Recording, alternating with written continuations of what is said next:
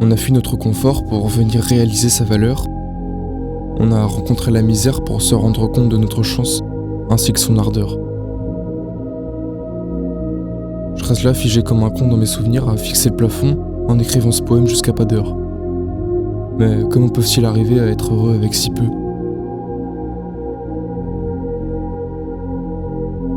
Un iPhone 11, du matos à plus de 1000 €, un toit sur ma tête et des parents qui m'aiment, mais puis-je réellement affirmer être heureux ? Pas de statue en bronze, des gens heureux, sans internet, voilà leur vie de bohème. Qu'y a-t-il donc de si simple et de si noble chez eux ? Peut-être que ce sont simplement mes yeux, car la lampe du corps, c'est l'œil, disait Jésus. Peut-être alors que la vraie richesse, c'est de savoir être pauvre, même quand on ne l'est pas. Peut-être ne faut-il pas attendre pour confronter ses regrets, de finir en EHPAD.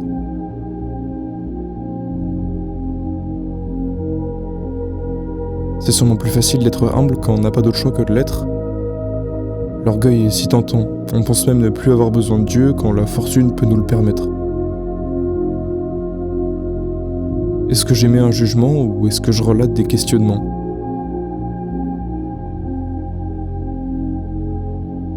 Ça me rend fou de me questionner autant, c'est vrai. La paisible insouciance n'était pas faite pour moi, apparemment. J'ai parfois l'impression d'être là sans vraiment l'être. Je vois une bouche qui parle mais je n'entends que ma propre pensée. Puis je réalise que je vis l'instant présent, je me dois de retourner à la réalité. Il serait peut-être temps pour moi de m'y mettre et de les envoyer paître, toutes ces pensées. Et si je commençais à me penser ? Peut-être faut-il savoir faire le tri entre l'utile et l'envie. Je ne crois pas que recontacter son ex était la meilleure solution pour se sentir en vie. Bref, je suis parti en Inde, j'ai vu la misère des pauvres gens qui devaient se contenter de ça toute leur vie, alors que tout ce qui nous sépara ne fut que le lieu où je naquis. Certains pensent que Dieu a des favoris, je crois simplement qu'il me sera demandé plus qu'à celui à qui on a tout pris. Alors c'était peut-être ça l'enjeu d'une vie. Le dilemme de celui qui naît en plein conflit entre deux pays, ou même de celui qui ne manque de rien, à part de l'amour d'un parent qui le chérit.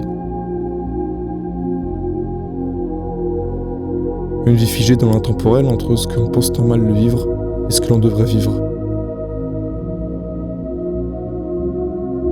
Le plus gros manque est peut-être de savoir ce que l'on mérite.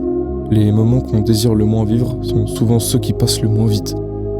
Alors on entraîne des blessures à long terme, puis on croise des gens qui se questionnent sur notre façon d'être. On aimerait leur soumettre un script, mais on ose même en parler à un prêtre. Triste réalité que tout le monde ne comprendra pas, que j'arrive à décrire alors que je n'ai vécu qu'une infime partie de tout ça. Bref, merci pour tout et gloire à Dieu. Je ne serais rien sans lui. Amen.